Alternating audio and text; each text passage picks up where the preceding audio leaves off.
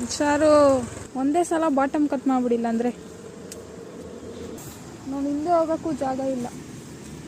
ಒಂದೇ ಸಲ bottom cut ಮಾಡಿಬಿಡು.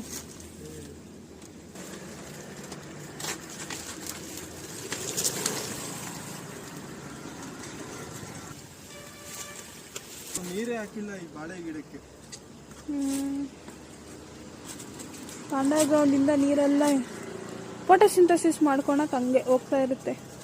ಸ್ಟೆಮ್ಮಿಂದ ಲೀವ್ಸ್ಗೆ, ಲೀವ್ಸಿಂದ ಫ್ರೂಟ್ಸಿಗೆ. ನನ್ನೆಲ್ಲ ಬೀಳಿಸ್ಬೇಡ.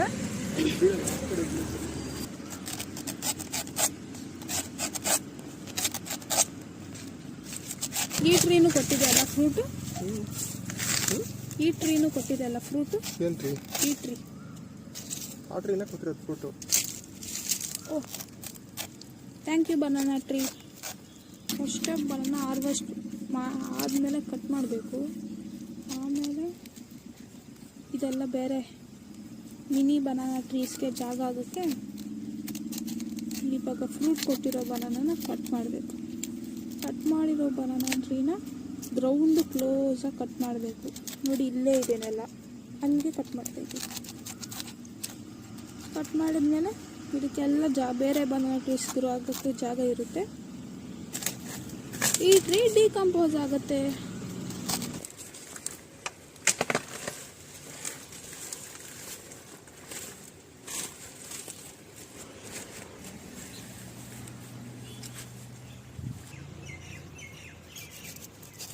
ಹುಷಾರ್, ಮೇಲೆ ಎಗರ್ಸ್ಬಿಟ್ಟಿಯ.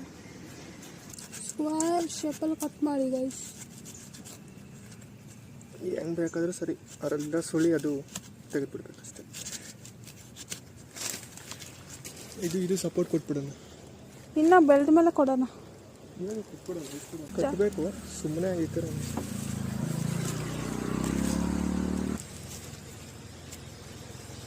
Yes guys.